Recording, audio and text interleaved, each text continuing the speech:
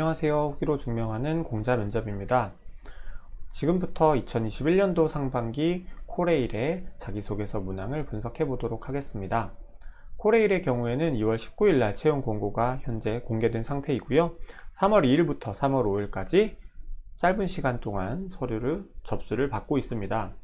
하지만 채용 공고와 함께 자기소개서 문항은 공개되었기 때문에 이미 많은 분들께서는 자기소개서를 미리 써보시거나 혹은 필기 공부에 좀 더 집중을 하시고자 좀 더 빠르게 작성을 하시려는 분들이 많을 거라고 생각을 합니다. 따라서 오늘 이 시간을 통해서 블로그에도 이미 코레일 자기소개서 문항 분석에 대해서 올려놓았지만 유튜브 영상을 통해서 코레일 자기소개서에 대해서 좀 작성하시려는 분들에게 도움을 드려보는 시간을 갖도록 하겠습니다. 먼저 주의사항입니다. 코레일의 경우에 공고 내에 이미 자기소개서와 관련된 주의사항을 이렇게 공개를 해 놓았습니다. 본인의 이름이나 출생지, 회사나 학교명 등의 개인정보사항, 바로 이게 블라인드에 저촉되는 부분이죠. 절대 기재하지 말라, 감점 요인이다 라고 말씀을 해 놓았습니다. 따라서 회사명이나 학교명에 있어서도 국민연금공단 이라기보단 땡땡공단 혹은 한 공공기관 이런 식으로 자기소개서를 작성하실 때 기관명을 직접 쓰시는 게 아니라 블라인드 처리를 하셔야 될 거라고 생각하고요. 두 번째로는 불성실 기재, 짜깁기나 표절, 내용 중복, 비속어 사용 등 시에는 불합격 처리가 될 수 있다라고 좀 더 강한 어조로 코레일이 설명을 해 놓았습니다. 따라서 짜깁기를 하거나 다른 사람의 글을 그대로 가져와서 표절하시게 되면 여러분이 탈락 처리가 될 수 있다. 서류 전형의 경우 적부라고 하는데요. 적부라고 하는 것은 적합, 부적합을 가른다라는 거지 서류 지원을 하신 분들을 모두 다 합격시킨다 라는 말이 절대 아닙니다. 따라서 다른 사람의 글을 잘못 가지고 왔을 때는 여러분들의 자기소개서가 부적절 혹은 부적합 평가를 받으실 수가 있어서 서류 전형에서 떨어질 수가 있으니 이 부분은 꼭 주의하시기 바랍니다. 1번 문항부터 함께 살펴보도록 하겠습니다. 1번 문항은요, 평소 다른 사람을 돕기 위해 꾸준히 노력하는 점과 그런 노력을 하게 된 계기를 작성해 달라라는 문항입니다. 자칫 잘못하면은 그냥 단순하게 내가 아무런 목적 없이 다른 사람을 돕는다에만 좀 포커스를 맞출 수 있을 것 같은데요. 저는 이 문항을 살펴보는 데 있어서 이러한 점을 좀 여러분들이 주의하셨으면 좋을 것 같습니다. 결국 코레일 신입사원을 뽑는 채용에서 물어보는 자기소개서 문항이기 때문에 제가 주변에 있는 사람들을 도왔습니다. 어떻게 돕기 위해 집 앞에 있는 쓰레기를 치웠습니다. 눈이 내릴 때마다 집 앞뿐만 아니라 동네에 있는 눈을 다 제설 작업을 했습니다. 이런 부분보다는 직장인에게 좀 더 어울리는 이런 협업이라던가 혹은 타인에 대한 배려라던가 혹은 공익성이나 공공성이 드러날 수 있는 본인의 행위를 써주시는 게 조금 더 적합할 것 같습니다. 문항 설명을 보시면 같이 여러분들이 속한 역 혹은 인근 역에 근무하는 동료 혹은 유관기관의 담당자 혹은 역에 찾아오시는 고객님들 응대하시는 경우가 당연히 많으시겠죠. 따라서 타인과 함께 업무를 수행하거나 타인을 위해 업무하는 경우가 많기 때문에 회사에서 혹은 아르바이트나 팀 프로젝트를 하면서 동료나 혹은 다른 담당자나 고객을 위해서 노력하셨던 점을 써주시는 건데, 주의하셔야 될 점은 평소에 꾸준히 노력하시는 점이기 때문에 일회성 있는 경험을 쓰시기보다는 꾸준하게 좀 더 장기적으로 다른 사람을 도운 그런 경험이 있으시다면 해당 소재를 써주시면 좋을 것 같습니다. 나보다는 그냥 남을 위해 노력한 점, 이 부분에 좀 더 포커스를 맞춰서 작성을 해 주시면 좋을 것 같고요. 이 문항을 딱 보셨을 때 봉사활동이라는 경험에 대해서 떠올리시는 분들이 당연히 많으실 수밖에 없다라고 생각을 합니다.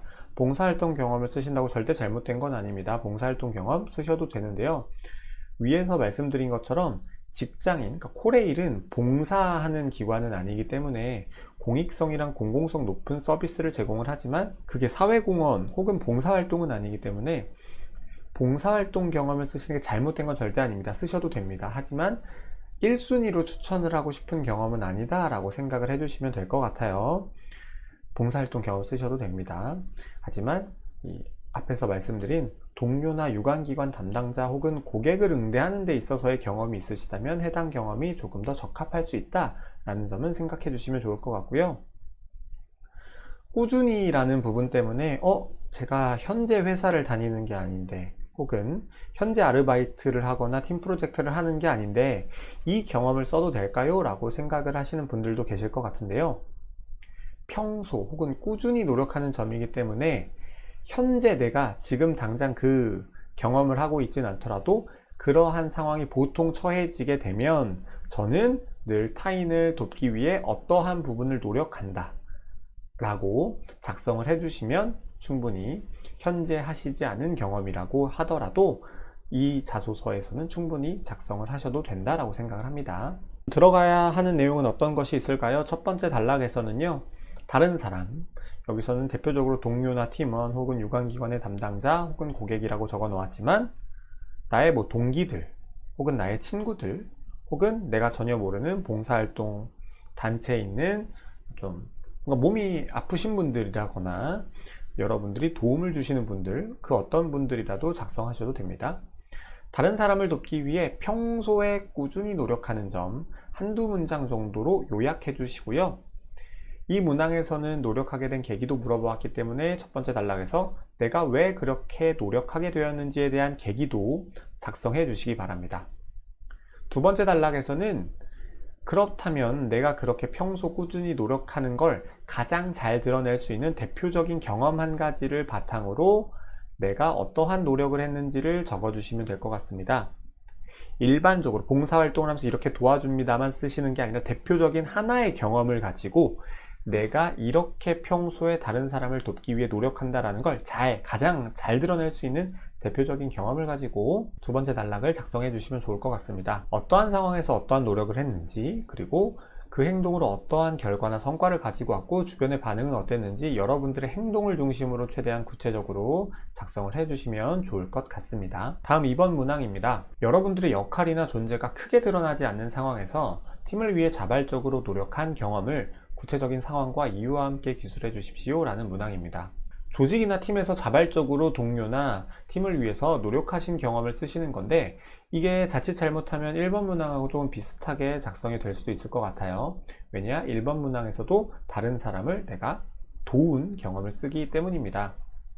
1번 문항하고 조금 약간 차이점을 말씀을 드리면 1번 문항은 평소에도 꾸준히 남을 돕는 나만의 노력을 쓰는데 그 나만의 노력이 대표적으로 드러난 경험을 써주시는 거고 2번은 평소에 꾸준히가 아니라 그냥 대표적인 하나의 경험만 써주시면 됩니다. 이런 부분을 물어보는 이유가 무엇일까요? 여러분들이 입사를 하시게 된다면 신입사원 신분으로서 입사를 하시기 때문에 여러분들의 역할이나 존재가 처음부터는 당연히 좀 막중하거나 상당히 크기는 좀 힘들 것 같아요. 따라서 여러분들의 역할이나 존재는 처음에는 신입사원이기 때문에 미미할 수밖에 없는데 그러한 상황에서 여러분들이 맡은 역할 혹은 여러분들이 배치받으신 역이나 부서에 맞게 어떠한 일을 자발적으로 열심히 도와주실 수 있는지에 대해서 테스트를 하고자 이러한 문항을 물어본다고 생각을 해주시면 좋을 것 같습니다. 따라서 여러분들이 팀 프로젝트를 하셨거나 아르바이트를 하셨거나 혹은 인턴을 하셨거나 어떤 회사에서 근무를 하셨거나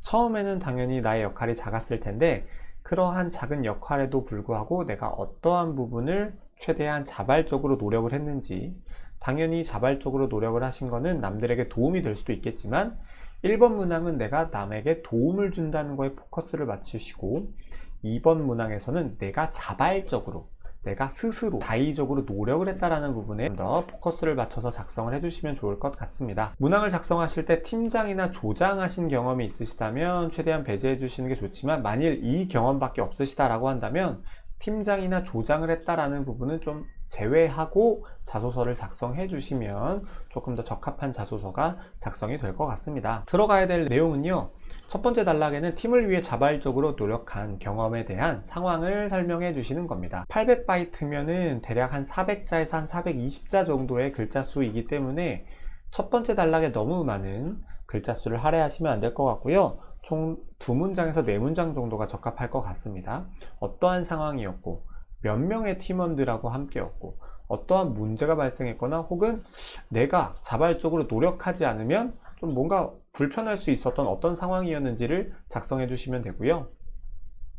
두 번째 단락에서는 본격적으로 팀을 위해서 여러분들이 어떠한 자발적인 노력을 하셨는지, 여기서도 마찬가지로 행동 중심으로 구체적으로 작성해 주시고요. 어떤 노력을 하셨는지 이 부분에 가장 집중을 해 주셔야 되고, 왜 그런 노력을 하셨고 그러한 노력을 통해 어떠한 결과나 성과를 가져오셨는지, 주변 동료들이 알아주지 않아도 내가 그 부분에 대해서 스스로 만족을 했거나 역량을 키워왔다라고 말씀하셔도, 혹은 어떠한 부분의 중요성을 깨달았다라는 부분도 충분히 결과나 성과가 될 수 있습니다. 가능하시다면 동료들의 반응은 어떠했는지까지 작성을 해주시면 좋을 것 같습니다. 다음 3번 문항입니다. 다양한 유형의 사람을 상대하기 위해 필요한 역량은 무엇인지 서술하고, 지원자가 해당 역량을 발휘해서 상대방을 만족시켰던 경험을 구체적으로 작성하시는 문항인데요. 1번 문항에서도 설명드렸듯이 코레일에 입사하시면 혼자서 근무하시는, 단독적으로 독립적으로 근무하시게 될 경우는 사실상 상당히 적다라고 생각하시면 좋을 것 같습니다. 어느 기관이나 마찬가지지만 코레일의 경우에도 항상 동료와 함께 일하고, 다른 기관의 담당자들과 함께 일하고, 혹은 고객분들, 고객님들을 응대하는 경우가 많기 때문에 사람을 상대해야 되는 경우가 상당히 많을 수밖에 없습니다. 따라서 다양한 유형의 사람을 상대하기 위해 필요한 역량을 적어주시는데요. 이건 뭐 대인관계 능력이라고 보셔도 되고 의사소통 능력으로 보셔도 됩니다. 여러분들의 인간관계나 사회생활 스킬을 적어주시면 되는데, 너무 사적인 인간관계에서 적용되는 방법, 예를 들어서 친구를 상대할 때 적용되는 이런 사적인 관계에서 적용되는 방법보다는 가급적이면 공적인 관계, 예를 들어서 팀 프로젝트, 뭐 아르바이트 이런 거 다 마찬가지죠. 회사에서 일하신 경험, 혹은 뭐 공모전이나 대외 활동도 다 마찬가지입니다. 왜냐하면 여러분이 회사에 입사하셔서 관계를 맺으시게 될 분들이 다 공적인 관계의 사람들이기 때문이죠. 따라서 사적인 관계의 노하우보다는 공적인 관계에서의 노하우를 적어주시는 게 좀 더 적합할 것 같습니다. 첫 번째 단락에서는 다양한 유형의 사람을 상대하기 위해 필요한 역량 써주시고, 그렇게 생각하시는 이유와 두 번째 단락에 서술하실 경험을 짤막하게 요약을 해주시는 겁니다. 그러면 첫 번째 단락이 한 3문장에서 4문장 정도가 되겠죠. 두 번째 단락은 그 역량을 여러분들께서 발휘해서 상대방을 만족시켰던 대표적인 경험을 써주시는 겁니다. 여기서도 마찬가지로 여러분의 역량을 어떻게 발휘하셨는지를 가장 중점적으로 써주셔야겠죠. 상대방의 반응은 어땠으며 그를 통해서 얻은 결과나 성과 작성해 주시면 좋을 것 같습니다. 마지막 네 번째 4번 문항입니다. 지원 분야의 직무를 수행하는 데 있어서 여러분의 전문성이나 장점 소개해 주시고, 전문성 향상을 위해 그동안 어떤 노력을 하셨고 입사 후에 코레일에 어떻게 기여하실 건지 써주시는 문항입니다. 많은 분들이 가장 어려워하시는 문항 중에 하나고요. 또 기관들에서 지원자분들에게 많이 물어보는 문항이기도 합니다. 여러분들의 역량을 키워오신 과정, 그리고 그를 통한 회사에 기여할 방안을 작성해 주셔야 되는데, 이런 문항에서 가장 우선시 되어야 되는 부분은 내가 어떠한 역량을 갖고 있는지 보다는 직무에 대한 이해도가 가장 필요하다라고 생각을 합니다. 왜냐? 회사에 기여할 점을 찾고 회사의 업무가 어떻게 되어 있으며 지원 직무에 필요한 역량을 알아야 그러한 역량들 중 내가 갖고 있는 장점과 매칭을 시켜서 여러분의 전문성을 작성해 주실 수 있기 때문입니다. 강점 혹은 전문성, 역량이라고 하는 것은요, 단순하게 내가 잘하는 것이 절대 아니라 내가 잘하거나 자신 있는 것과 지원 직무에 필요한 부분의 접점이 되어야 됩니다. 가령 예를 들어서 제가 정말 요리를 잘하고 기념일에도 항상 가족분들이나 친한 사람들이나 친구들에게 요리를 해줄 정도로 요리를 정말 잘한다 라고 하는 건 공자면접이라는 사람의 장점이 될 수 있지만, 코레일 기계직 혹은 차량직 혹은 토목직에 지원한 홍길동이라는 사람의 전문성이 될 수는 없겠죠. 왜냐? 건축직이 됐든 사무영업직이 됐든 수송직이 됐든 차량직이 됐든 요리하는 게 직무랑 전혀 연관이 없기 때문입니다. 그렇게 생각해 주시면 좋을 것 같아요. 따라서 문항을 쓰시기 전에 나는 어떤 역량이 있지를 단순하게 생각하시기보다는 지원 직무에 대한 이해를 충분히 하신 다음에 역량을 도출하셔서 자기소개서를 작성하시면 조금 더 완성도 높은 글을 쓰실 수 있을 거라고 생각을 합니다. 따라서 첫 번째 단락은 여러분들의 전문성, 그 다음 이 전문성이 왜 내가 지원한 직무에 필요한지 써주시고요. 이 전문성을 키워온 과정을 써주시는데요. 대표적인 경험이나 전공 과목 및 프로젝트를 써주시는데, 사무직의 경우에는 대표적인 경험을 위주로 써주시는 게 좋고요. 사무직이신데 전공 과목이나 팀 프로젝트를 통해서 역량을 설명하시면 조금 전문성이 떨어져 보일 수 있습니다. 하지만 기술직이시라면 경험을 써주셔도 되고 전공 과목이나 프로젝트를 써주셔도 됩니다. 왜냐? 기술직 분들은 전공 지식이 매우 중요하고 전공 지식이 없으면 업무 수행을 못 하시기 때문에 이 전공 과목이나 프로젝트, 나의 이론적인 지식을 쌓아왔다라는 부분을 적어주셔도 되지만 사무직의 경우에는 이론적인 지식이 크게 중요하진 않기 때문에 가급적이면 경험에서 여러분의 역량을 끄집어내시는 게 좋을 거라고 생각을 합니다. 다음 두 번째 단락은 입사 후에 코레일의 기여 방안을 써주시는 겁니다. 코레일에 어떻게 기여할지, 왜 그렇게 기여할 수 있다고 생각하는지, 그를 통해 코레일에 어떠한 발전을 가지고 올 수 있는지 등 코레일에 여러분이 지원하신 직무에 대한 이해도를 바탕으로 적어주시면 될 것 같습니다. 마지막으로 영상 글과 댓글에도 남겨놓았지만 코레일 자기소개서 분석만 해드리는 글을 보셔서는 아마 좀 뭔가 감이 올 것 같기는 한데 자기소개서를 어떻게 작성해야 될지 조금 뭔가 아리까리하거나 애매하다라고 생각을 하시는 분들이 분명 계실 것 같습니다. 그래서 공자 면접이 직접 다른 사람의 글을 가지고 온 게 아니라 제가 직접 자기소개서를 작성을 했고요. 그 샘플을 여러분들한테 무료로 배포를 해 드리려고 합니다. 근데 제가 어디 인터넷에다가 올려놓고 여러분들이 편하게 퍼가시게끔 하면은 정말 무단으로 가져가시는 분들도 계실 거라고 생각을 하기 때문에 해당 영상에다가 댓글로 여러분들의 메일 주소를 남겨주시면 제가 순차적으로 메일을 보내드리도록 하겠습니다. 단 댓글 담과 동시에 공자면접 유튜브 구독과 해당 영상에 좋아요 눌러주시면 더 빠르게 여러분들한테 자기소개서 샘플 파일 보내드리도록 하겠습니다. 그러면 오늘 자기소개서 문항 분석 여기서 마치도록 하겠고요. 자기소개서 빠르게 잘 작성하시고 코레일 필기가 가장 중요한 기관이니까 필기 공부에 전념하실 수 있길 바랍니다. 구독과 좋아요 알림 설정 부탁드리고요. 그러면 다음 시간에 뵙겠습니다. 감사합니다.